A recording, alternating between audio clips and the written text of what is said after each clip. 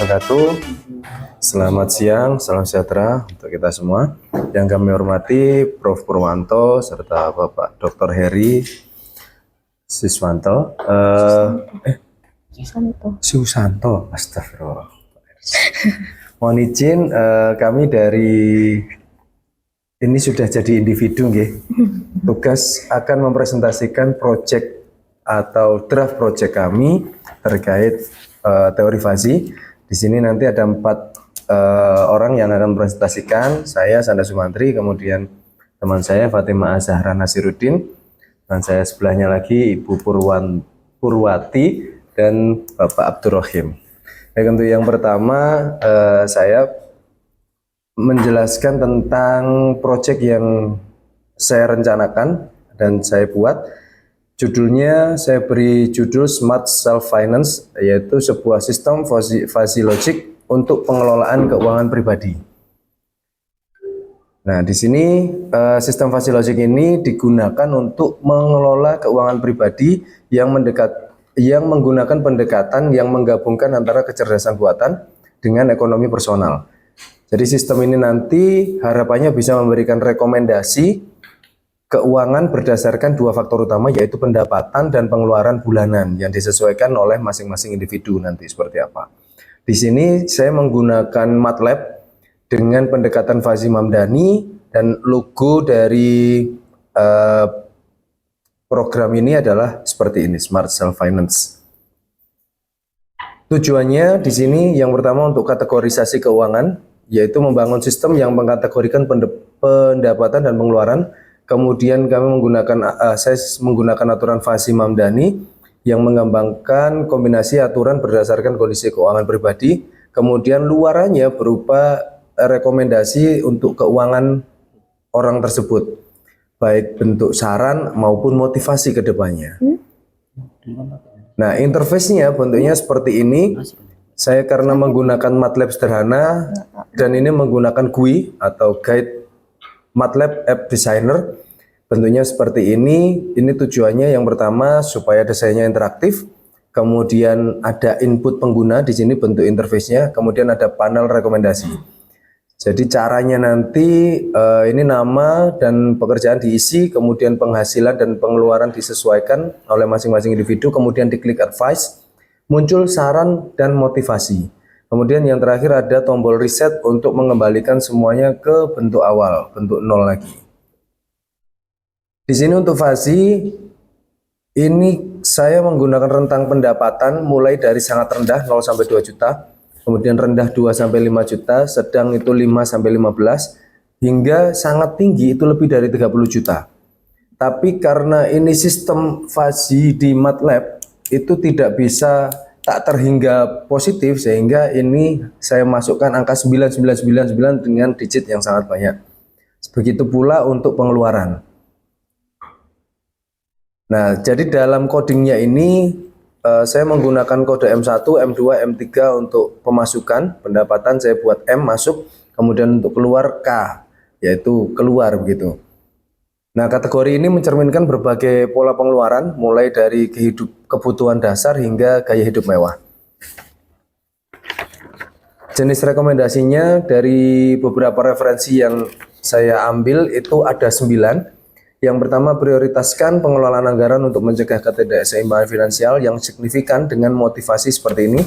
Langkah ini membutuhkan disiplin, tetapi jika Anda mengelola keuangan dengan bijaksana, Anda akan merasa lebih aman dan stabil dalam jangka panjang. Mulailah dengan langkah kecil dan Anda akan melihat perubahan besar. Ini rekomendasi nomor 1 hingga rekomendasi nomor 9. Karena adanya 5 pendapatan dan 5 rentang pengeluaran, maka ada aturan fuzzy if then. Di sini ada 25 total aturan. Kemudian ada 9 jenis rekomendasi. Dan untuk aturan fuzzy rule-nya, saya menggunakan seperti ini. Pendapatannya 1, kode pengeluaran 5, maka kode jenis rekomendasinya adalah 1. Rekomendasinya dari rekomendasi 1 hingga rekomendasi 9. Kemudian untuk grafiknya, grafik surface rekomendasinya seperti ini yang ditampilkan oleh MATLAB. Jadi mulai dari 00 itu berarti rekomendasinya paling rendah atau rekomendasi 1, hingga yang paling tinggi saat pendapatannya tinggi dan pengeluarannya rendah sekali, maka dia mendapatkan rekomendasi nomor 9 yang berwarna kuning di sini. Nah, contoh outputnya seperti ini. Ini beberapa contoh, nanti bisa demonstrasikan jika ingin tahu, tapi jika tidak apa-apa.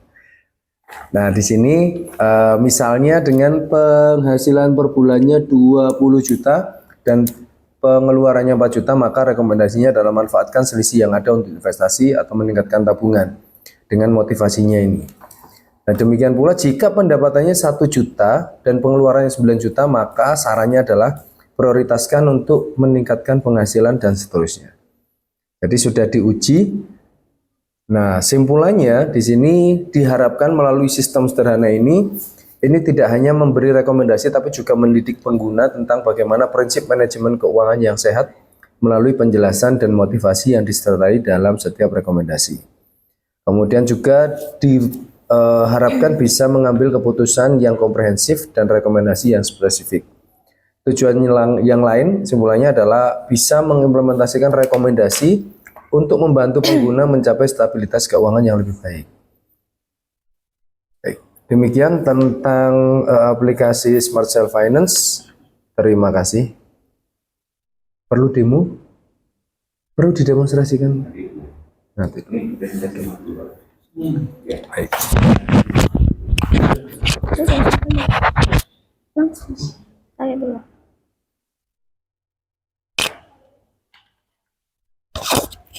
Baik, terima kasih. Selanjutnya proyek dari saya, penerapan logika Fasi Mamdani untuk penentuan lulusan terbaik pada setiap periode wisuda. Nah, adapun latar belakang dari proyek ini adalah setiap periode wisuda kampus biasanya memilih siapa yang menjadi lulusan terbaik. Tapi di lapangan proses pemilihannya seringkali dipengaruhi oleh subjektivitas. Bisa dari pendapat panitia, kemudian preferensi dosen, atau bahkan pertimbangan non-akademis yang kurang terukur. Padahal lulusan terbaik seharusnya dipilih berdasarkan kriteria yang objektif dan terukur. Di sini biasanya menggunakan kriteria IPK, lama studi, dan prestasi non-akademik. Masalahnya, bagaimana menggabungkan ketiga aspek ini tanpa kehilangan rasa keadilan? Maka dalam proyek ini menggunakan logika Fasi Mamdani.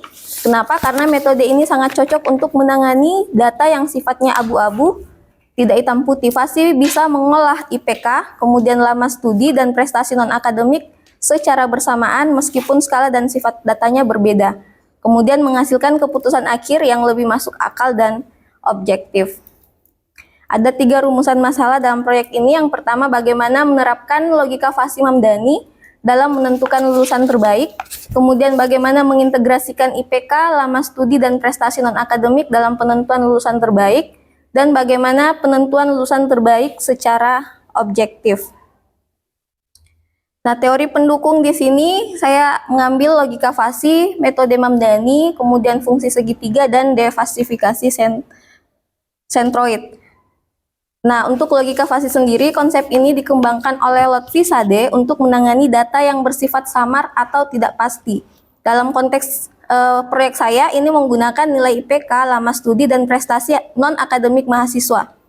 Kemudian, kenapa menggunakan metode Mamdani? Ini adalah metode inferensi Fasi yang berbasis aturan if then atau jika maka yang mudah dipahami karena menyerupai cara berpikir manusia.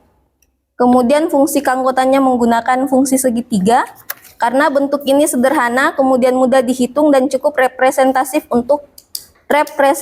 untuk kasus penilaian lulusan.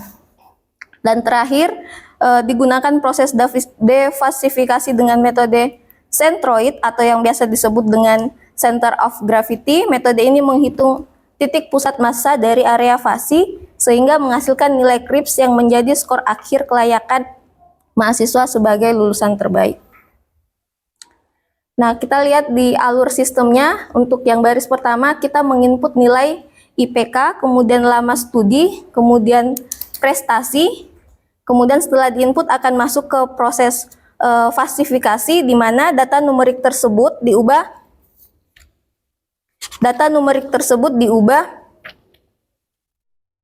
menjadi nilai Fasi yang berdasarkan fungsi keanggotaan. Kemudian setelah falsifikasi akan muncul rule base yang tadi menggunakan aturan jika maka. Nah, setelah inferensi akan masuk ke tahap agregasi, di mana setelah rule base ditetapkan, dilakukan proses agregasi, yaitu menggabungkan hasil-hasil aturan untuk membentuk keluaran fasi akhir. Dan tahap terakhir, tahap berikutnya adalah defalsifikasi, di mana hasil fasi tadi dikonversi menjadi nilai crisp pada skala 0 sampai 1, dan terakhir akan keluar nilai atau output dari alur ini. Nah, dalam proyek ini penerapan logika fasi, ada penilaian IPK, kemudian lama studi, prestasi non-akademik dengan fasi.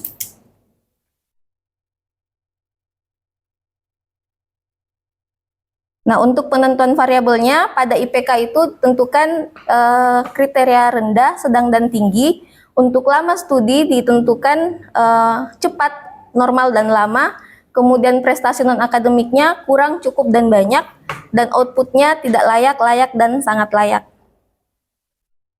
Kemudian untuk visualisasi fungsi keanggotaan masing-masing, fungsi keanggotaan bisa dilihat di sini menggunakan tadi fungsi keanggotaan segitiga, sehingga untuk IPK rendah A-nya 2,5, B-nya 2,5, C-nya 3,0, yang artinya pada kategori rendah titik awalnya itu di A 2,5, kemudian titik puncaknya tetap sama dengan A 2,5, dan titik akhirnya di 3 di C. Ini fungsi tabel fungsi keanggotaan ada sampai 12 untuk EPK dengan kategori rendah, sedang, tinggi, untuk lama studi dengan kategori lama, normal, cepat, kemudian prestasi kurang, cukup, banyak, dan kelayakan tidak layak, layak, dan sangat layak. Untuk derajat keanggotaan masing-masing fungsinya kita menggunakan fungsi segitiga, mu X sama dengan 0 jika X-nya kurang dari A atau sama dengan A, atau X lebih atau sama dengan C. Kemudian mu X-nya sama dengan X kurang A per B kurang A jika X-nya lebih dari A dan kurang dari B. Dan mu X sama dengan C kurang X per C kurang B jika X-nya lebih dari B kurang dari C. Dan yang terakhir mu X-nya sama dengan 1 jika X-nya sama dengan B. Dari rumus tersebut kita bisa melihat grafik masing-masing fungsi keanggotaan untuk tiap variabelnya, yaitu IPK, kemudian lama studi, prestasi non-akademik, dan kelayakan. Nah, rule base yang digunakan di sini ada 7. Kenapa 7? Yang saya ambil adalah 7 karena saya membuang yang misalnya IPK rendah, kemudian saya membuang juga lama studi yang lama, kemudian membuang prestasi yang kurang. Jadi yang diambil untuk rule base yang digunakan hanya 7. Untuk metode centroid, kita menggunakan rumus set sama dengan integral mu set kali dengan mu set d set per integral mu set d set, di mana set ini merupakan nilai output hasil defalsifikasi dan mu set ini merupakan fungsi keanggotaan hasil dari proses agregasi fasi. Jadi tadi untuk mendapatkan nilai mu set ini kita harus mencari menggunakan rumus fungsi keanggotaan segitiga yang sudah dijelaskan di awal. Contoh untuk perhitungan manualnya, ini ada IPK 3,9, kemudian lama studinya 3,8, dan DEP memperoleh prestasi 9. Kita mencari masing-masing derajat keanggotaan untuk tiap variabel. Untuk IPK tinggi, dia berada pada kategori IPK 3,9, dia berada pada kategori tinggi, sehingga segitiganya A-nya 3,5, B-nya 4, dan C-nya 4, sehingga diperoleh mu-nya 0,2. Kemudian untuk yang lama studi diperoleh mu-nya 0,8 dan prestasi diperoleh mu-nya 0,25. Nah, karena ini menggunakan N, berarti kita mengambil nilai yang minimum. Sehingga dari mu tadi ditentukan nilai alfa dari IPK 0,20, kemudian lama studi 0,80, dan prestasi 0,25, nilai minimumnya adalah 0,20. Nah, karena hanya satu aturan aktif yaitu sangat layak, maka fungsi segitiga yang diambil adalah A-nya 0,6, B-nya 1, dan C-nya 1. Karena fungsi segitiga simetris dipotong pada tinggi 0,20 yang diperoleh nilai alfa tadi, dan titik puncaknya di 1, maka batas bawah 0,6, batas atas 1, sehingga dan tinggi segitiga 0,20 diperoleh luas 0,16. Sehingga untuk pendekatan sederhana, C sentroidnya kita peroleh 0,5 untuk 3 nilai tadi. Kalau digambarkan, dia berada di garis merah ini. Begitu juga kalau kita masukkan aplikasi, nilai yang dikeluarkan adalah 3,86, jadi mendekati. Baik, untuk kesimpulan. Berdasarkan hasil pengembangan dan pengujian aplikasi sistem pendukung keputusan berbasis logika Fasi-Mamdani untuk menentukan lulusan terbaik, maka dapat disimpulkan bahwa sistem berhasil mengintegrasikan 3 kriteria penilaian utama, yaitu IPK, lama studi, dan prestasi non-akademik. Kemudian penggunaan metode Fasi-Mamdani efektif dalam mengakomodasi penilaian yang bersifat tidak pasti dan subjektif. Kemudian yang ketiga, proses defasifikasi dengan metode sentroid mampu memberikan nilai kelayakan yang mempresentasikan kualitas lulusan secara terukur. Dan yang terakhir, hasil pengujian menunjukkan bahwa sistem mampu menghasilkan output yang konsisten. Oke, sudah. Udah habis. Oke, sekian dari saya kembalikan ke Pak Sandra. Selanjutnya,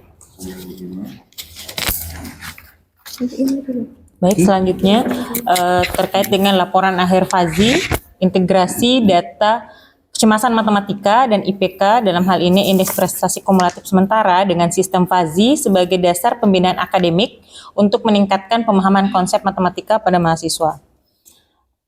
Integrasi data kecemasan matematika dan IPK dengan sistem Fazi, kecemasan matematika dapat mempengaruhi kinerja akademik mahasiswa, khususnya dalam pemahaman konsep matematika. Sementara IPK sering digunakan sebagai indikator keberhasilan akademik, namun tidak mencerminkan aspek emosional mahasiswa.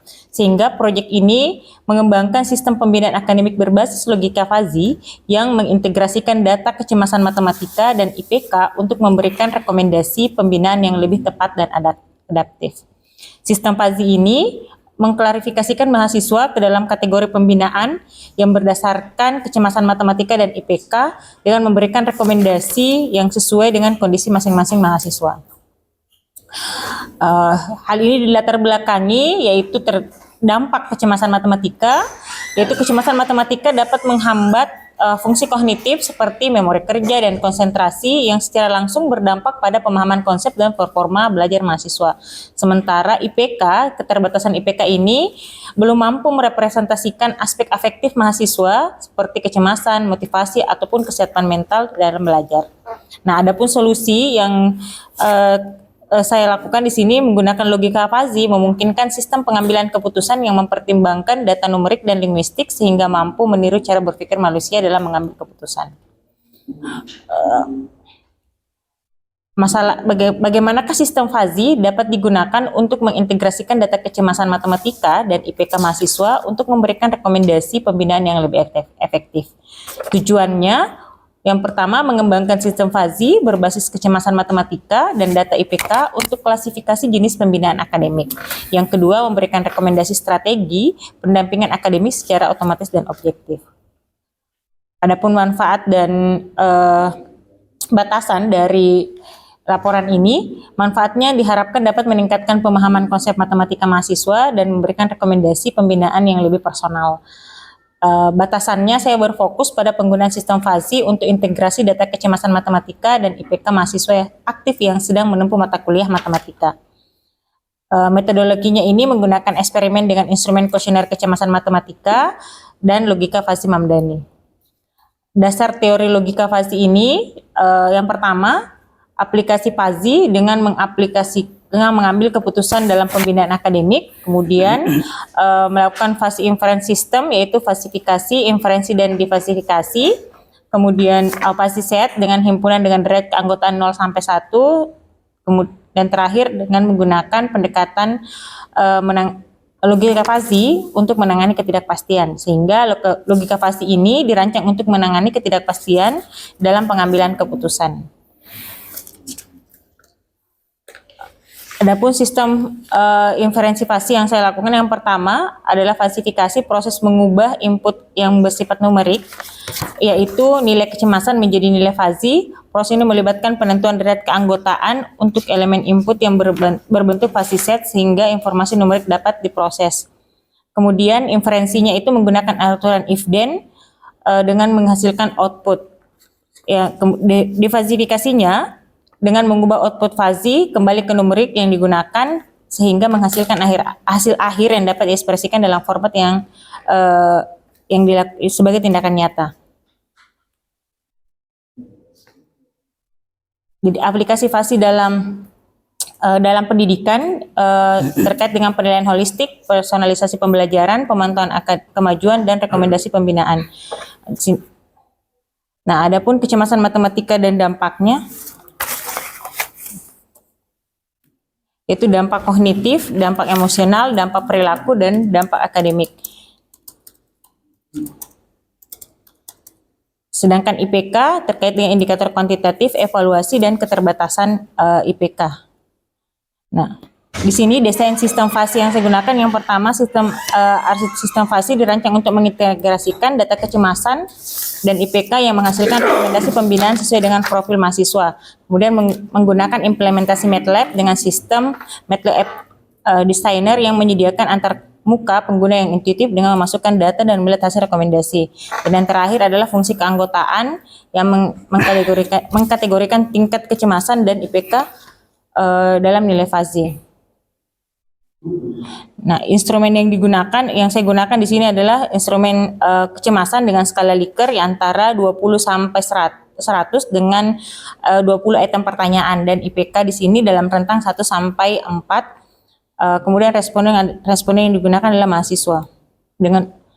Adapun falsifikasi variabel kecemasan, di sini ada 5. Yang pertama adalah sangat rendah dengan 20 sampai 40, kemudian rendah 41 sampai 60, sedang 61 sampai 80, tinggi 81 sampai 90 dan sangat tinggi 91 sampai 100. Sedangkan untuk falsifikasi variabel IPK-nya itu untuk batasan rendahnya, IPK rendah itu 0 sampai 3,0, IPK sedang 3,01 sampai 3,5, batasan tinggi itu 3,51 sampai 4. Selanjutnya untuk inferensi fasinya, di sini ada 15 inferensi fasi yang digunakan dengan aturan if then.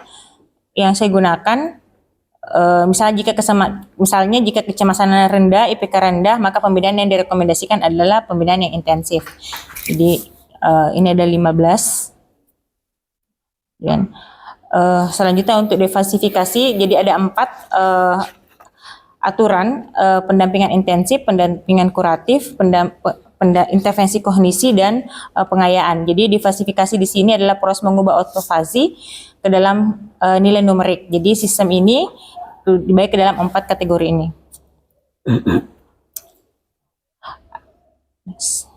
Adapun ini adalah hasil dari grafik untuk pendampingan mahasiswa. Jadi dalam grafik ini ada beberapa, jadi ada X, Y, dan Z. X ini adalah nilai dari kecemasan, Y adalah input untuk IPK, dan Z adalah hasil dari intervensi hasil intervensinya. Jadi misalnya ketika X-nya 27 berarti nilai kecemasannya rendah, Y 3,4 berarti IPK-nya sedang, maka intervensinya adalah bagian ketiga. Bagian ketiga itu adalah intervensi kognisi.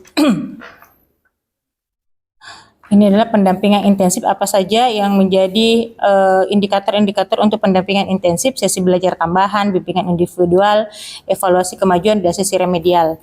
Sedangkan untuk pendampingan kuratif, konseling akademik, pelatihan relaksasi, dan peningkatan kepercayaan diri. Untuk intervensi kognisi sendiri itu terkait dengan berpikir reflektif, strategi belajar mandiri, dan pembelajaran berbasis proyek. Dan terakhir adalah pengayaan, yaitu kelas lanjutan, asisten, berteaching, dan kompetensi host. Selanjutnya untuk proses input dan outputnya, ini adalah hasil dari pengujian yang menggunakan aplikasi MATLAB. menunjukkan bahwa sistem dengan digunakan memberikan rekomendasi pembinaan akademik berdasarkan input dengan mempertimbangkan kedua faktor, yaitu kecemasan dan IPK. Jadi nama, NIM, skor kecemasan antara 20 sampai 100 dengan menggunakan skala Likert, dan IPK berdasarkan IPK sementara dari mahasiswa, sehingga dihitung seperti apa bentuk pengukurannya berdasarkan 4 indikator tadi dan apa saja intervensi yang dilakukan sesuai dengan teori. Kesimpulan, kelebihannya adalah personalisasi pembinaan pendekatan adaptif, kekurangannya mungkin ketergantungan terhadap data yang akurat. Integrasi data yang lain untuk pelayanan mahasiswa, ini mungkin dapat dikembangkan terkait dengan peningkatan akurasi inferensi dan penelitian untuk skala besar menjadi potensi untuk pengembangan masa depan. Mungkin demikian, selanjutnya saya kembalikan ke Pak Santa. Selanjutnya dari Pak Tohim. Oke, baik. Assalamualaikum warahmatullahi wabarakatuh.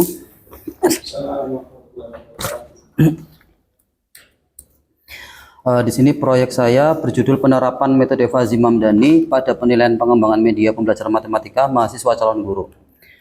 Nah, dilatar belakangi karena di sini visi dari pendidikan matematika Unisda Lamongan ini adalah salah satunya adalah menjadi pusat pengembangan media pembelajaran. Kemudian untuk mendukung visi tersebut, maka ada beberapa mata kuliah yang mendukung visi tersebut. Nah, salah satunya adalah mata kuliah media pembelajaran matematika itu sendiri. Nah, media yang sudah dibuat adalah media seperti konsep, pemahaman konsep, kemudian permainan, kemudian pemantapan materi itu sendiri. Kemudian ada suatu tantangan bahwa proses penilaian sebelumnya itu adalah menggunakan rata-rata skor. Nah, metode ini sering menghasilkan kesimpulan yang kurang logis.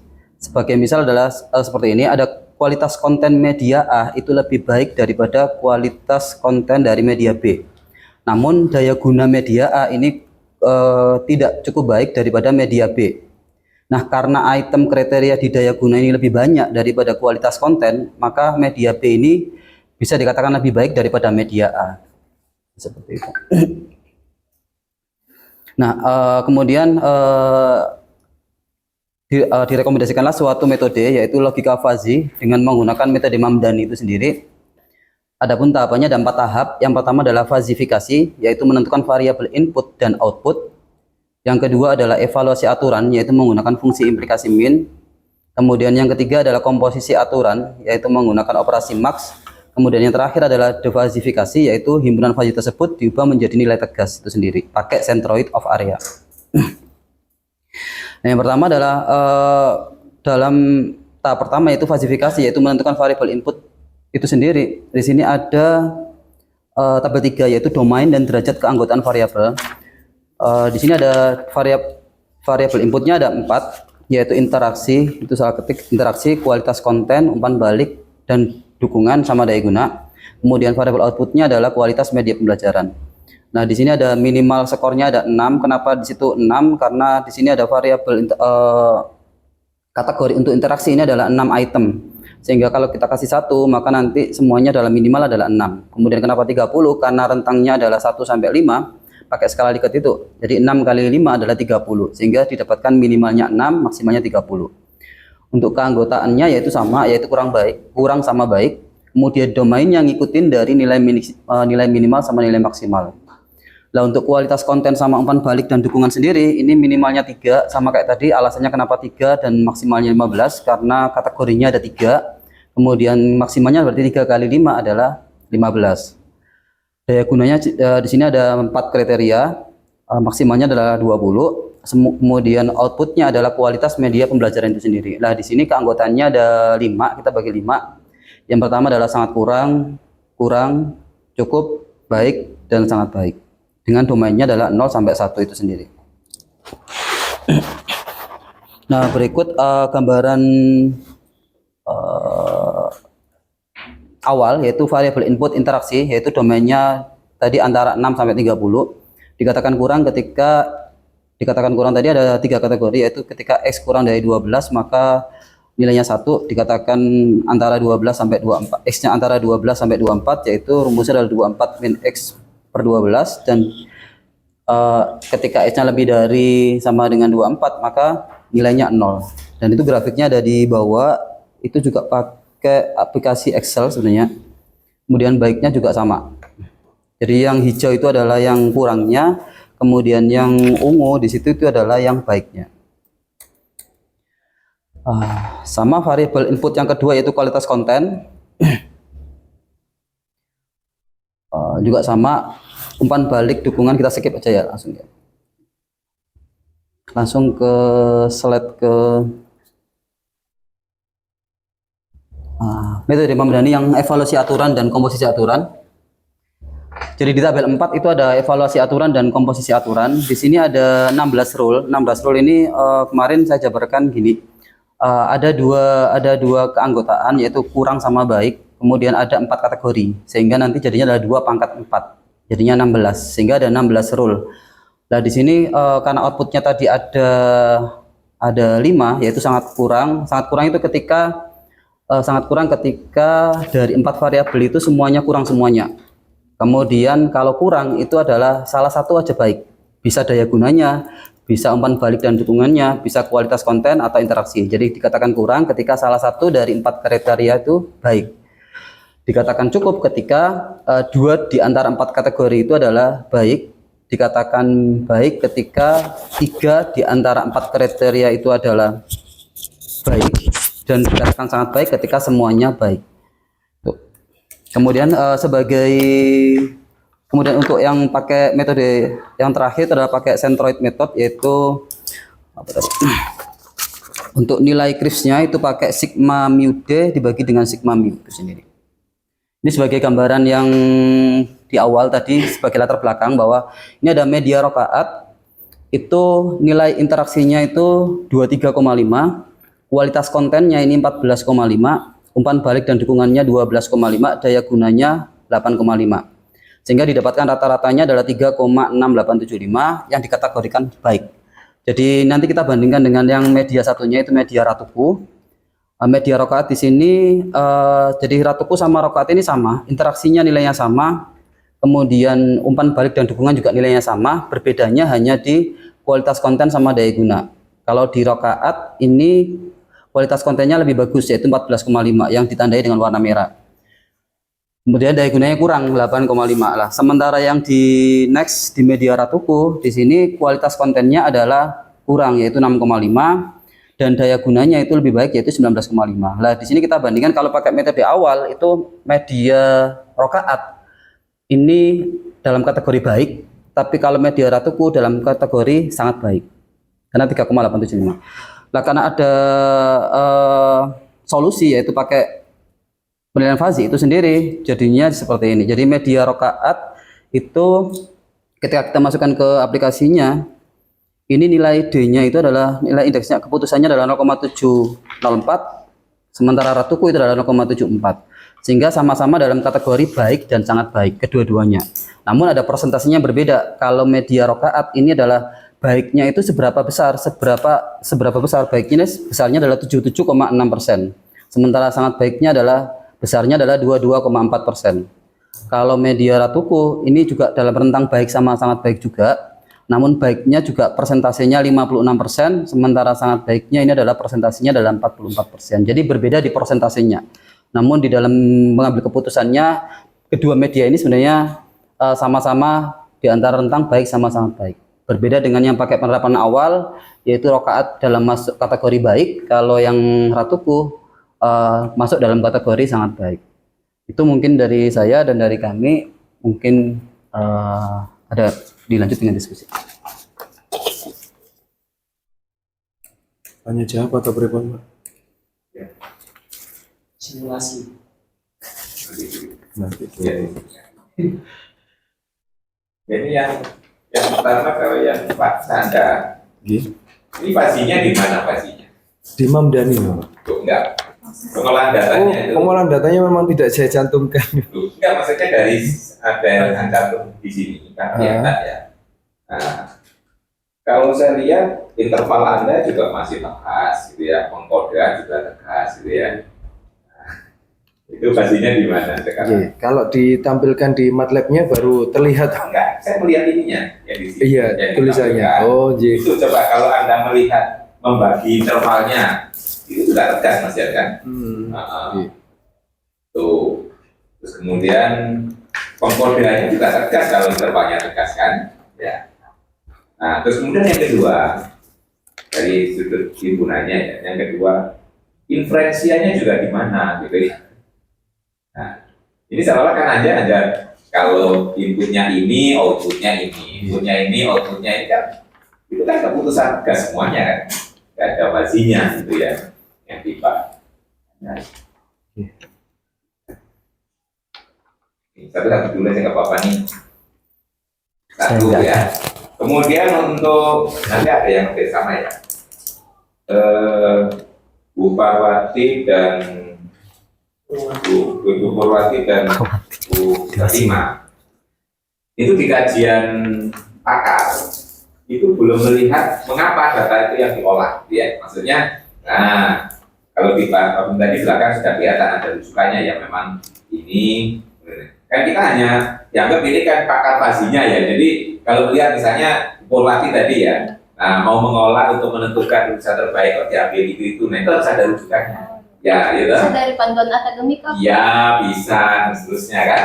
Nah, itu bukan kita yang menentukan kalau seperti itu.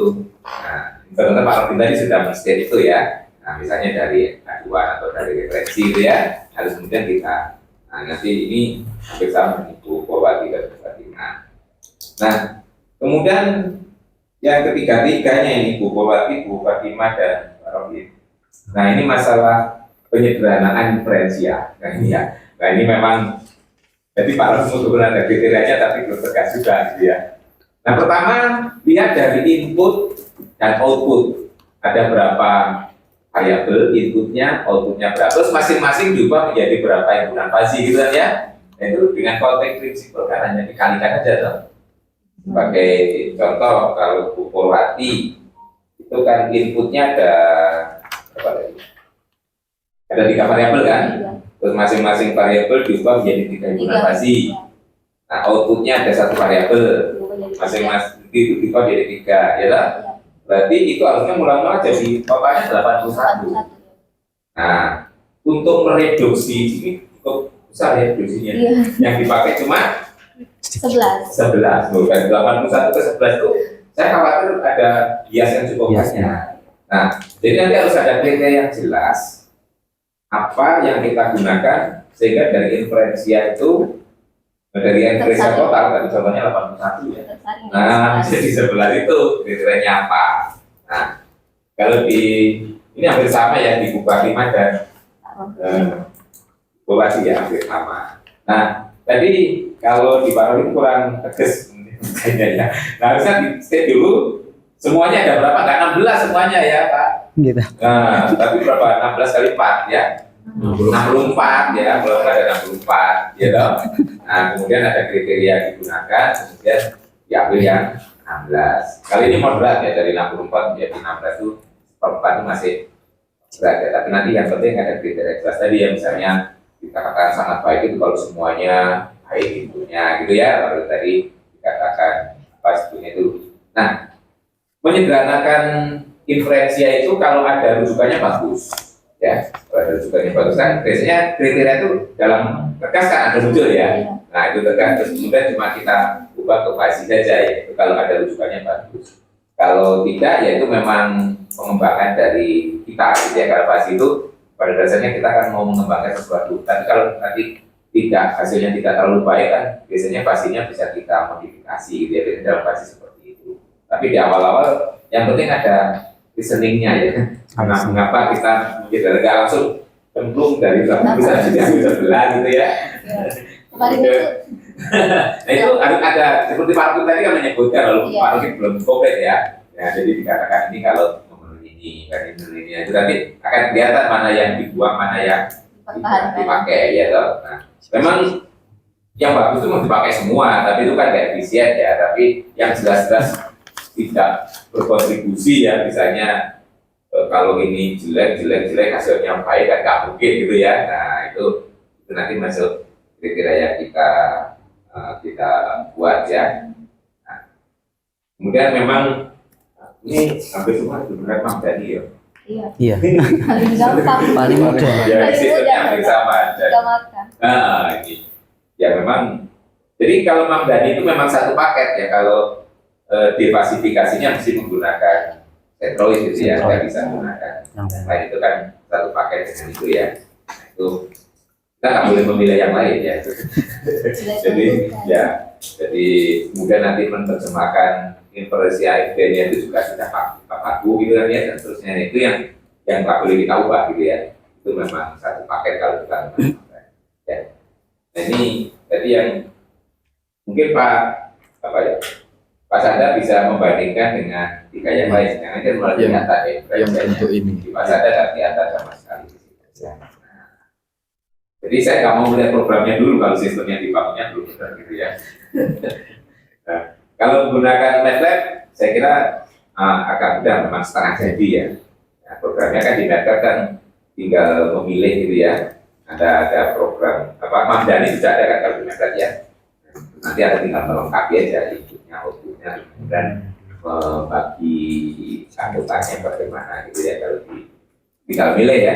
Kalau di Mamdani itu kan tinggal milih ya, angkutannya sepertinya itu ya. Mau pakai yang bahu atau segitiga atau yang mau naik, yang mau turun ya. Nah, cuma tadi Bu Purwati menyebutnya semua segitiga ya. Nah, Tiga-tiganya paling sedikit. iya, cuma nggak cocok sebenarnya yang naik dan turun disebut segitiga gitu ya. Oh, Ya itu memang Ada istilahnya tiga. ada ya sendiri.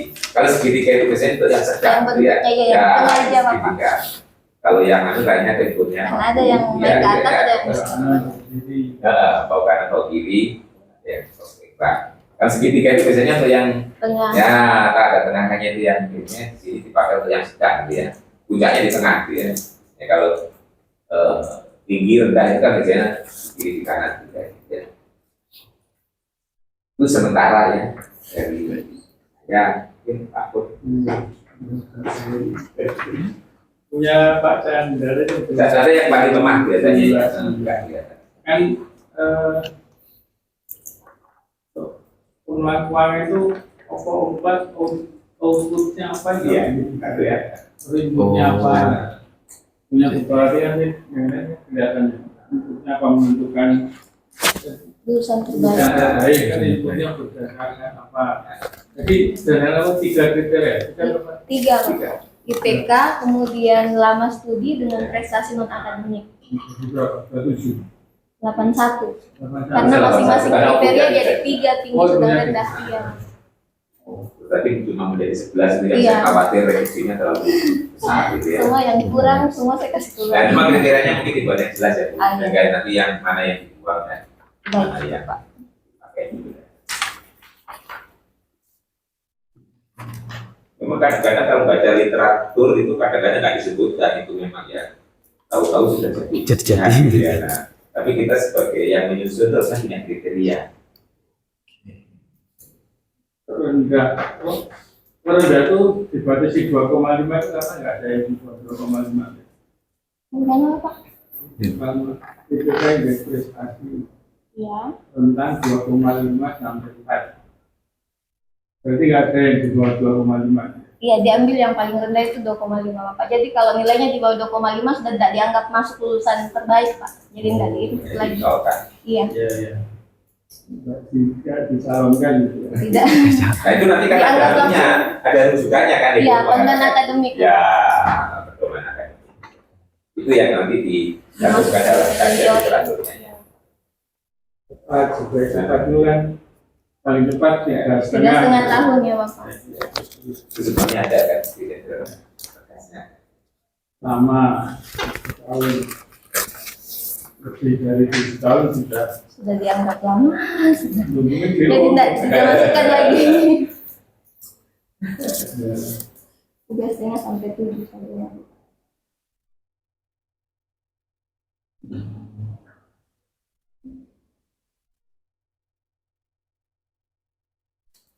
kalau yang punya bupati Mas Edi inputnya apa nanti?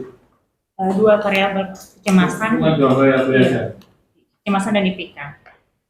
Nanti outputnya satu terkait dengan empat indikator intervensinya. Di untuk kecemasannya Terus nanti outputnya apa? Tujuannya rekomendasi. Berarti Rekomendasi, apa? iya. Rekomendasinya apa ya? Ada 4 rekomendasi. Jadi setiap rekomendasi ada lagi indikator-indikator, ada setiap rekomendasi ada 5 item intervensi yang dilakukan. Apa gimana nanti? Jadi outputnya ada 1 yaitu ada 4 yaitu pendampingan intervensi, intervensi kognisi, pengayaan dan pendampingan kuratif. Nah, dari masing-masing intervensi output ini ada indikator-indikatornya, tapi tidak dimasukkan. Jadi yang dimasukkan hanya 4 saja. Inputnya Oh, iya. 2, uangnya 4. Ya inputnya 2, outputnya 4. Inputnya 2 itu masing-masing dibuat menjadi berapa? Iya. 3 kali 15. 3, 4. 5 ya terakhir 5 ya. 5. 3, 4. 3, 3, 4. 5, 3, 4. 5, 3, 4 dari sini aja ya. Iya. 5, 3, 4 itu berarti kan 60. Jadinya Banyak loh. 15. 60 terus Jadi 15. nanti Ketemu bedanya. apa tadi? Cuma tadi di dalam saya mau ingat itu Ketemu mantap. outputnya itu belum diexplain dengan jelas ya cara membaginya dan sebagainya Iya. gitu ya. Karena saya tadi Ya, bilang, diferensi. inputnya jelas gitu ya, Input outputnya kok nggak jelas cara menjelaskan. Iya, harusnya di sini. Implisit ya, tadi saya cari kok implisit banget. Saya Itu maksudnya tiga, diferensial saya- kan? saya Harusnya tiga. nanti sebelum diferensial itu outputnya disatukan ya, inputnya ada terus outputnya ada gitu ya. Terus Gitu, inputnya jangan. di pastinya gimana? Mempastikannya, Nah, mengubah dari data grid ke fasi. Belum kelihatan kan? Belum kelihatan di inferensinya. Saya ambil 3, saya yang sangat rendah 3, yang rendah 3, sedang 3, tinggi 3. Cara mengubah Tidak setiap bukan. misalnya Yang bertangkap ya jadi apa anggarannya itu ya nanti ada yang apa grafik namanya pak ya pak keanggotaannya itu kelihatan nanti dari itu ya dirumuskan kan yang paling gampang pas pakai linear gitu kayaknya Pak Rocky dan Bu Purwadi kan pakai grafik linear gitu ya itu paling mudah tinggal ngambil titik-titik ditarik garis itu kan jadi ya jadi titik-titik itu pedomannya pada kajian gitu ya kan ya gitu. Tapi diteratur. Ya itu belum kelihatan namanya ya Iya.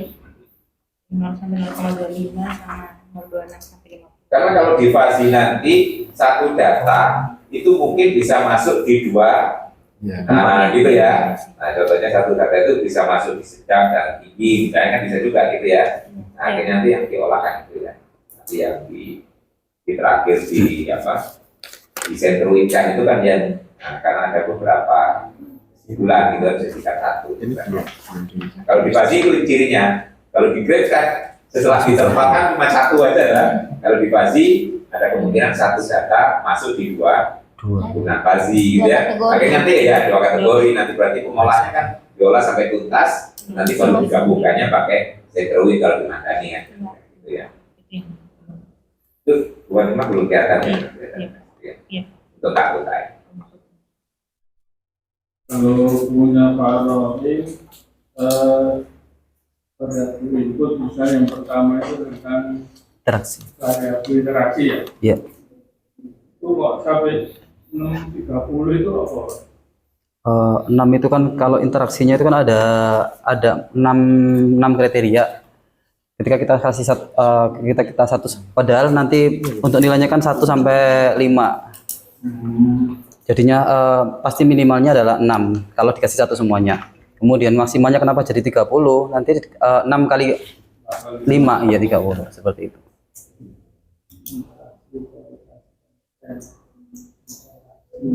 Terus Menilainya 5, 1 sampai 5 itu Dari miliknya siapa ini? Harrison Samali 2018. Cuma di sini kalau miliknya Harrison Samali itu discrete. Karena ini datanya lebih ke fuzzy, jadi diadaptasi jadi continue. Maksudnya nanti nilainya nggak gini 1, 2, 3, tapi bisa 1,3, bisa 1,5 gitu.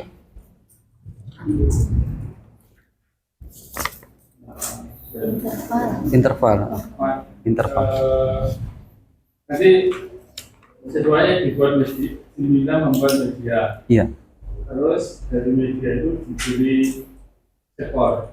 beri skor. Skornya masing-masing nomor Continue dari 1 sampai 5 nih. 1 sampai 5. Itu yang menilai apa itu? Iya, kebetulan kalau media ini. Data yang sudah ada. Nggih. Sebenarnya kan untuk mendukung mata kuliah untuk mendukung visi misi prodi pendidikan matematika di kami itu kan ada beberapa mata kuliah. Nah, salah satunya mata kuliah media pembelajaran yang manipulatif, maksudnya yang bukan IT itu saya yang mengajar, sehingga saya yang menilai. Tapi kalau yang ICT dosen yang lainnya. Yang Kalau yang ICT kayak yang lebih ke media, yang lebih ke IT itu dosen yang lainnya bukan saya. nah yang ini yang Kalau yang ini saya, nggih. ya.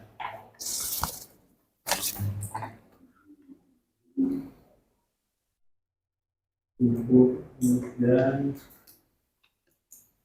input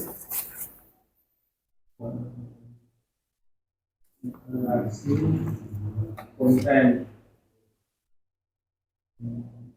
tentunya 3 sampai 15 tadi. Karena kriteria konten yang ada di Harrison Lee itu ada 3 kriteria. Yang di halaman 3 Niku tabel 1 itu kualitas konten ada 3 kriteria pertanyaan. Kalau interaksi kan ada 6. Kalau konten ada 3. Balik ada. Kita adaptasi karena memang di file aslinya itu bahasa Inggris, kemudian saya terjemahin. Namun apa itu? Penskorannya itu discrete. Nah, yang di sini itu continue. Bedanya itu.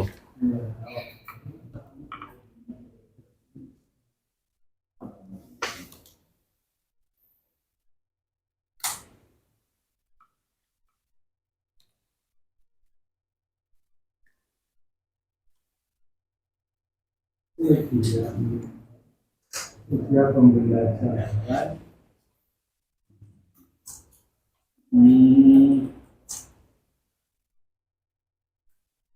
menjadikan bantuan atau bimbingan scaffolding kepada pelaksanaannya. Yang Dan maksud pas pelaksanaan di penilaian memberikan materi yang relevan tentang pasal memberikan materi yang relevan dan waktu memberikan bantuan ya itu kemarin tak ambil lah. bimbingan memberikan kesempatan Menyediakan. Sebelumnya itu apa berupa apa? Kalau yang saya contohkan itu media rokaat sama rotuku. Rokaat itu yang roda satuan. Rokaat itu apa? Kok lagi sih? Kuadrat. Roda ada fotonya sih ya. Biasanya sering tak bawa ke sini cuma. Bukan maksudnya apa? Medianya itu berupa apa? Oh, hard Menggunakannya gimana? file.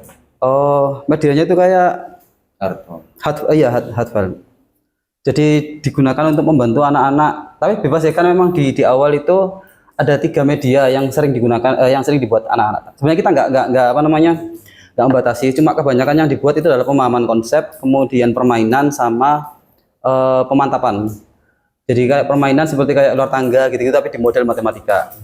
Kemudian kalau pemahaman konsep itu seperti yang rokaat itu. Jadi ada pangkat akar 2, pangkat 2 dan pangkat 3, akar pangkat 2 dan akar pangkat 3. Kalau yang pemantapan itu seperti kayak ada kayak roda, kemudian ada kayak apa namanya sorok-sorokan itu, kemudian nanti anak-anak ngambil soal. Artinya media itu sebagai pemantapan karena memang harus paham dulu konsepnya. Jadi masih ada umpat balik dan dukungan. Iya. Kan ada 3 poin. Ya. Terus masing-masing 1 sampai 5 atau Iya, itu sebenarnya. yang agak memberikan bimbingan atau scaffolding. Scaffolding media. Itu imajinasi. Ini kan sebenarnya kan ini kan apa namanya? Biasanya kita interaksi dengan Media. baru bisa beri scaffolding berdasarkan itu waktu kita ngomong-ngomong dengan siapa. Iya. Kalau di media atau kayak gimana? Itu ada langkah-langkahnya Bapak, dan itu langsung bukan biasanya medianya kan langkah-langkahnya di belakang. Itu kemarin yang rokaat itu langkah-langkahnya itu sudah langsung masuk ke media itu sendiri, artinya dari media itu langsung bisa terbimbing anak-anak. Biasanya kalau media kan kebanyakan kan ini medianya, kemudian aturannya taruh di belakang. Itu kemarin ada langsung dijadikan satu gitu. Itu maksud scaffolding apa? Bantuan kepada Mas. Iya. Bantuan. Bantuan artinya dengan menggunakan media itu mahasiswa itu merasa terbantu gitu menyelesaikan suatu soal. Masanya medianya nggak Pak? Ya nggak apa-apa, cuman Belum ya. jadi kalau ada siswa kesulitan apa Dibantu. kita beri bantuan seperlunya, tapi ini kan bantuannya setelahnya sudah disediakan dulu. Tapi nggak apa-apa dihilangkan Pak. Iya, kita belum ya. Iya. Kalau yang sudah digunakan, Untuk misalkan nanti saya hilangkan beberapa kriteria berarti nggak apa-apa ya. Tepat. kalau saya belum tahu, mungkin nggak apa-apa.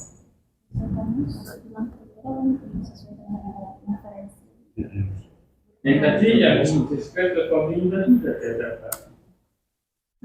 Dalam Yang katanya display terus dibuat kontinu kan bapak adaptasi juga. Nggih. Karena kemarin saya nyoba kalau dikasih di 1 2 3 nyoba di aplikasi Excel-nya itu nyata kesananya itu 1011 itu. Jadi kayak crisp, akhirnya dijadikan continue supaya nanti jadinya kayak koma-koma gitu. Scaffolding bisa juga kalau saya belum punya bayangan bagaimana. Memfasikan. Mungkin bisa juga ya. Belum tentu nggak bisa. Nggak bisa. Nggih.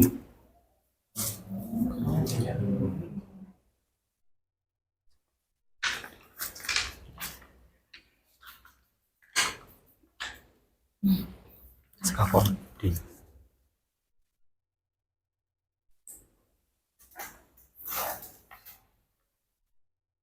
Terus menentukan apa kurang terbaik itu Masih langsung dibagi 3 terus gimana bentukannya? dalam yang mana Bapak? Yang itu yang grafik-grafik itu kan Grafik-grafik. ada halaman 5, 6 Itu misalkan contoh yang di halaman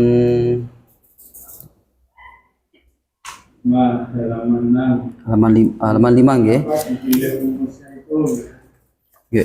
Itu sebenarnya kemarin ini juga dasar-dasarnya juga saya belum ada. Cuma kemarin langsung saya bagi jadi misalkan yang di pertama di yang variabel input interaksi itu kan domainnya kan 6 sampai 30. Itu saya bagi menjadi 1 2 3 4 5. 1 2 3 maaf 1 2 3 4 saya bagi jadi 4. Jadi yang di sebelah sini itu 0, di sebelah sini itu mendekati 1. Karena tengah-tengah ini dia perpotongan, jadi saya jadikan 2. Jadi kayak rasionya itu ini 1 2 1. Nah, untuk menentukan rumusnya nanti kita pakai 2 titik biasa, misalkan kayak yang di ini A1 pada interaksi itu kan 1 X-nya kurang dari 12 itu jawabannya 1. Nah ini dari mana yang 24 min X per 12 ini saya ambil dari yang kurang itu titiknya itu kan berarti 12 12,1 dan 24,0. Nah, dari 12,1 sama 24,0 kita cari persamaannya jadinya seperti ini. Yang Y sama dengan 24 min X per 12. Jadi kemarin saya bergeraknya di sini itu bukan dari rumusnya dulu, tapi dari apa namanya, dari oretetan dulu ke gambar, kita bagi menjadi 4, kemudian baru ke rumus. Buat rumusnya. Nggih. Baru dari rumus kita masukkan ke Excel, jadi grafiknya lagi yang lebih halus lagi. Ya.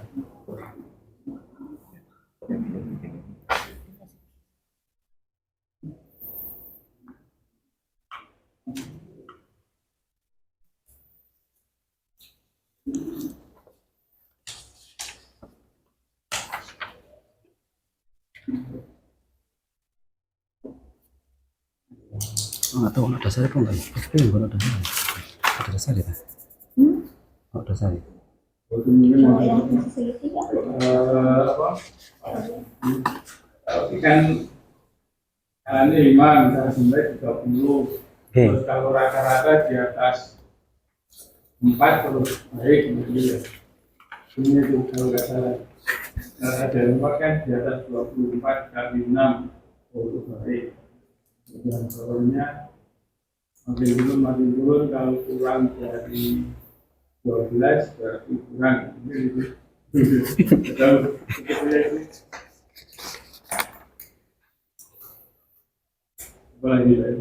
Nah itu yang aneh, keanggotaan untuk output Pak, gak memenuhi asumsi. Contohnya itu kan pakai segitiga semua ya. Iya. Nah, contohnya kalau sangat kurang, ya, itu harusnya grafiknya harus apa? Naik.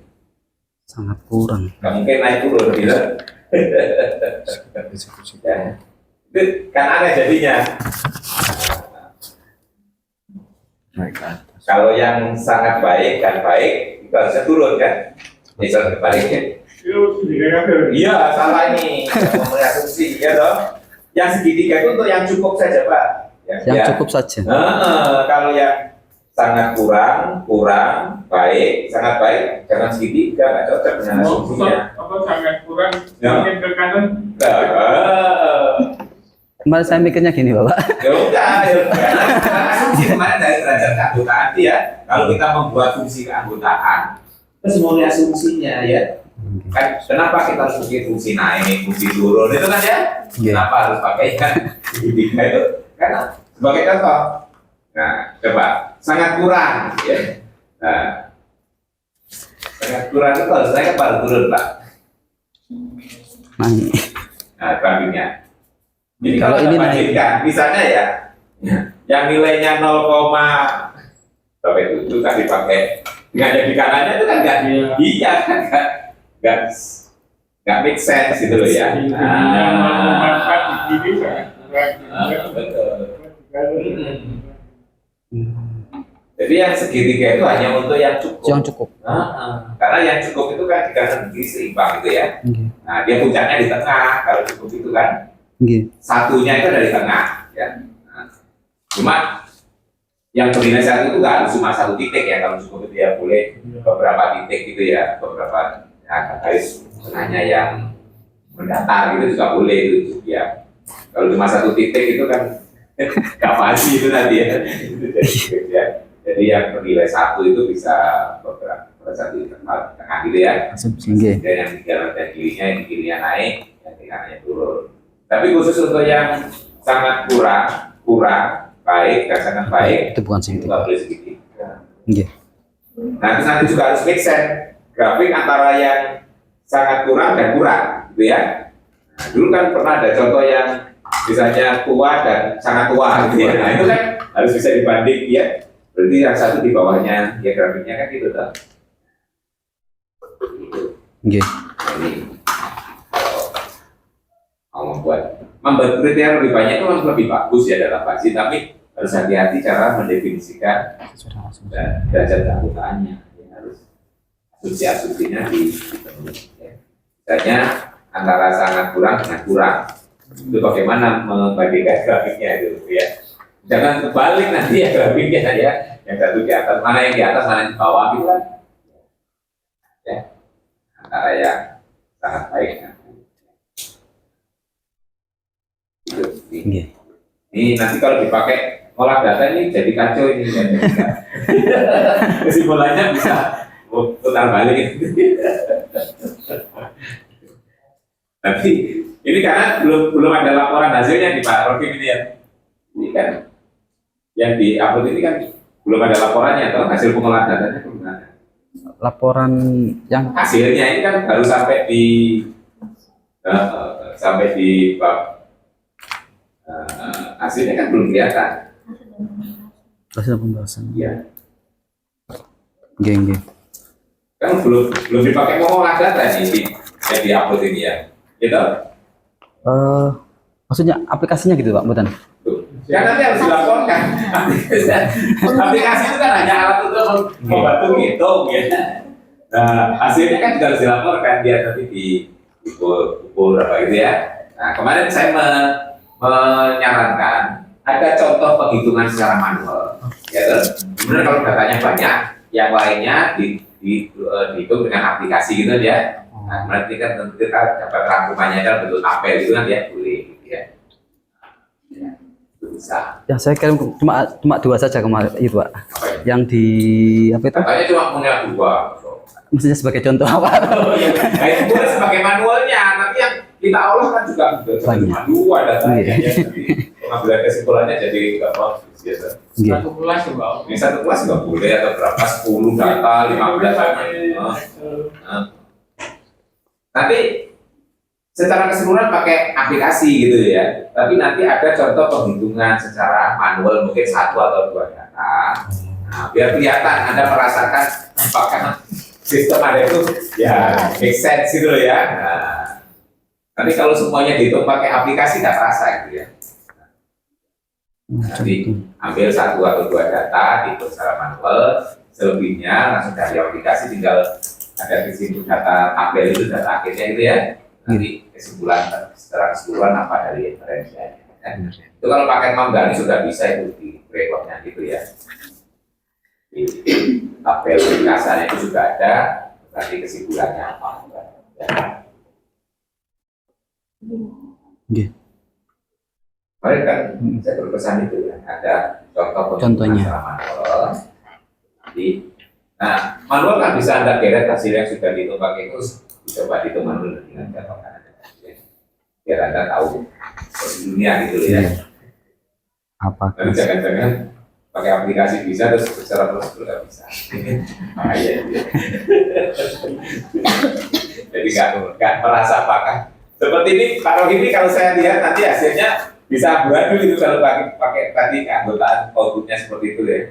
Bisa jungkir balik itu hasilnya. Ini Karena nggak mau asumsi untuk keanggotaan outputnya gitu ya.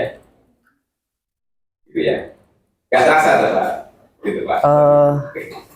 kemarin boleh menampilkan ini Pak contohnya? Apa ya? Boleh menampilkan contoh? Contoh apa? Contoh yang di Excel-nya itu. Tuh, saya kan lihat ini kalau ininya begini, Excelnya tuh kan hanya untuk alat bantu. Nggih. Kemarin ada nggak masuk ya? Jangan dibalik ya. Nggih. Kalau ininya belum benar, nah nanti Excelnya harus diubah sesuai dengan ini. Ya. Nggih. Halaman 8 Mas tampilkan halaman 8 nggak boleh. Nggak, memang kemarin yang di Excel-nya memang yang ini nggak dimasukkan di Excel. Saya juga bingung. Bukan ya. Di sini. Iya, gimana? Halaman 8. Halaman 8. Aduh ya aku.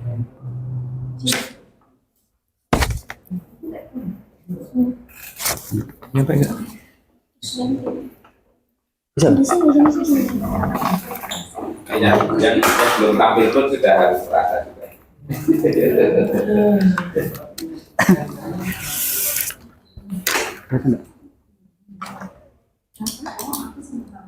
Nah itu yang ada ya. Nah, Yang di atasnya. pertama, Nah, yang pertama itu ya berarti ada yang itu. sangat kurang. Sangat kurang nilainya makin rendah kan sangat kurangnya lebih tinggi.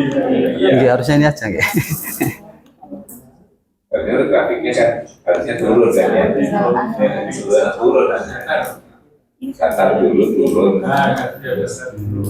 Kalau begini nggak ada,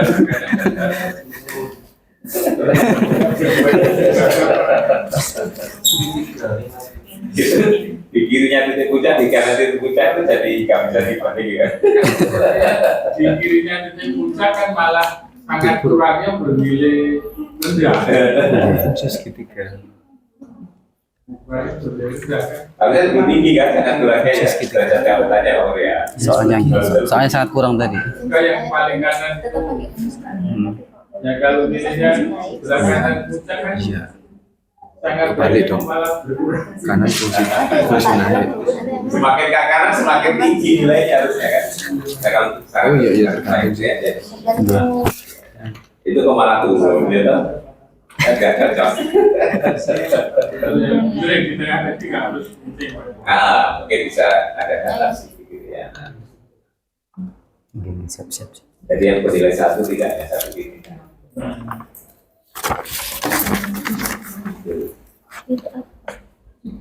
Ya nanti kalau dibaca kembali merumuskan derajat keanggotaan itu harus ada asumsi-asumsinya gitu ya.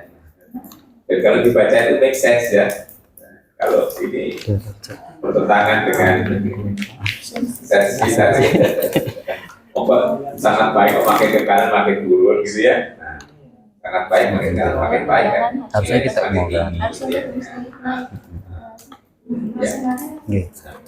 Kalau sangat jelek, itu makin kanan makin rendah. Nah, gitu ya. Tapi di kirinya tinggi harusnya kan. Nah, itu tingginya rendah, tinggi terus turun kan ya. Gak cocok gitu. Ya. Lumayan. Nanti upah ini otomatis upah Excelnya kan. Oke. Ya. Makanya saya nggak mau lihat Excelnya dulu. Ya, karena ini ya belum benar. Kalau punya pasang data ini belum jelas mau gimana? Iya. Harus ada input. Kalau apa tadi punya yang nilai tadi kan. Baik. Inputnya dipastikan gitu ya. Inputnya pemasukan sama pengeluaran. Inputnya itu gaji bulanan, outputnya nanti outputnya berupa saran dan rekomendasi. Iya kok. Contoh satu. Kalau uangnya dihabiskan itu. Oh iya. Sebenarnya itu secara sederhana, Mas Anda itu inputnya dua bagus itu antara pendapatan dan pengeluaran. Terus nanti muncul rekomendasi itu loh ya. Iya. Nah, jadi pendapatan dibasikan, pengeluaran dibasikan. Oke. Gitu. Rumus fasinya yang belum saya masukkan. Enggak, ini tadi belum kelihatan. Oh. Saran saya dulu kalau mau untuk pengelola keuangan, inputnya justru pendapatan dan Pengeluaran. Oke, betul. Nah, enggak kelihatan. Terus outputnya? Outputnya bentuk rekomendasi sama motivasi. Misalnya contohnya. Ya, kekerasan. Ya, ini. Ini. Inputnya penghasilan sama pengeluaran, kemudian advice-nya rekomendasi dan motivasi. Ini contohnya begini. Makanya tadi saya dirinya pastinya belum kelihatan. Iya, fasinya yang belum. Manfaatkan selisih yang ada untuk investasi harganya sama semua gitu. Buatan. Enggak dong. Nah, ini kalau penghasilannya lebih kecil jadinya begini. Daripada pengeluaran. Yang pertama Terus itu terpasar terkait. Ini yang kiri. yang ini manfaatkan selisih. Manfaatkan selisih yang ada. Ini tadi hanya pengkodean saja kalau tadi masih tadi pasal. Iya, Pak. Iya. Fasi segitiganya belum tampil. Tapi Kalau masih bisa menabung, manfaatkan nabung terus sediakan aja. Iya, bentuknya seperti ini. dan nanti inferensinya dilihatkan misalnya kalau penghasilan tinggi, pengeluaran tinggi, nanti outputnya apa gitu loh ya. Kalau penghasilan tinggi, pengeluarannya sedang, ya. Ini Nah, itu eventnya. kelihatan harusnya nanti pengeluaran. Diferensialnya belum kelihatan juga. Jadi nanti harus data variabel inputnya apa, outputnya apa. Ini yang penting biasanya gitu sih intervensi ya. Nanti cara memfazikan bagaimana dari input dan output ya. Misalnya tadi kita mau membuat pendapatan atau penghasilan itu jadi 3, misalnya tinggi, sedang, rendah. Ini. Bagaimana kita membuatnya itu?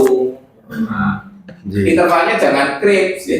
Iya, intervalnya yang Jadi perlu saya cek. tinggi itu ada keanggotaan sendiri, sedang ada keanggotaan sendiri, rendah ada keanggotaan sendiri, begitu. Iya. Jadi nanti ada kemungkinan satu data bisa masuk di lebih dari satu fazi gitu. Kelihatan nanti mengolahnya gitu loh ya. Siap. Ini kan masih tegas pembagian intervalnya. di sini. Kelihatan Ya. tegas banget. Iya. Gitu ya. Terus nanti inferensinya kalau tadi mudah, kalau pendapatannya jadi 3, pengeluarnya 3, outputnya ada berapa tadi?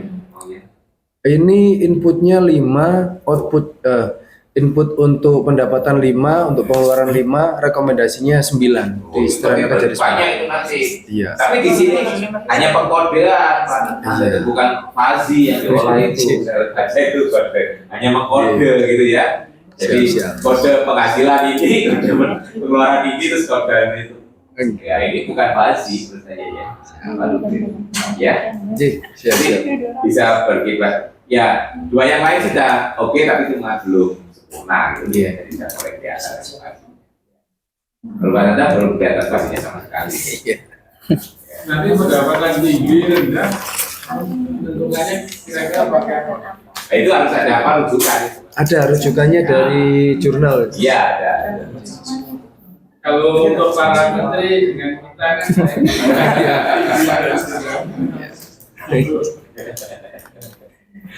Pendapatan tinggi Pak Menteri dengan tinggi kita beda. Nah, Pak Menteri rendah menurut kita sudah tinggi. Karena pengeluarannya juga tinggi. Ya gitu ya nanti. Ini keempat orang ini sudah paham kira-kira yang direvisi. Insya Allah paham. Jadi harapannya nanti jadi lebih baik ya. Amin. Tujuan ini kan maka nanti laporan akhirnya lebih baik ya. Juga benar paham dengan yang disampaikan masukan-masukan. Yang lainnya nggak kasih masukan? Masukan diri sendiri aja susah Pak. Itu masih ini kemana punya saya? Saya sampai di sini dua, Pak. Berdasarkan tadi kan gitu juga. Mudah-mudahan nanti presentasi jadi lebih bagus. Ya. Nah, nanti yang minggu depan harusnya lebih bagus. Ada nanti nggak langsung ya. Nah, diberi waktu beberapa hari berikutnya Pak Kurian. 1 hari. Nggak langsung hari itu. Diberi waktu berikutnya. Ya. Kan kita masih punya waktu untuk kerja. untuk yang UAS kan ada waktu koreksi juga. Iya. Akan koreksi. Jadi nanti paling nggak pada waktu koreksi lah. Iya. Itu nanti ada waktu. Dan Anda juga sekarang sudah diuntungkan juga nanti pada presentasi depan jadi nggak terlalu benar gitu. Nah, sudah mulai diperbaiki ya, jadi masukannya harapan saya tidak terlalu banyak lagi kan. Cukup? Dari yang presentasi sudah cukup. Terima kasih. Sudah? Dari yang lain, sudah cukup ya. Mudah-mudahan nanti pekan depan lebih baik ya presentasi. Amin. Ya. Baik, terima kasih kepada Prof. Pur dan Bapak Ari Susanto. Pak Ari Susanto atas masukannya. Insya Allah akan segera kami perbaiki sesuai masukan dan sarannya. Kurang lebihnya demikian presentasi dari kami. Semoga minggu depan presenter lebih siap dan luar biasa. Terima kasih. Kita akhiri dengan bacaan hamdalah. Alhamdulillahirrahmanirrahim. Terima kasih. Ketemu lagi minggu depan. Nasrullah wa basyirul mu'minin. Assalamualaikum warahmatullahi wabarakatuh. Waalaikumsalam warahmatullahi wabarakatuh.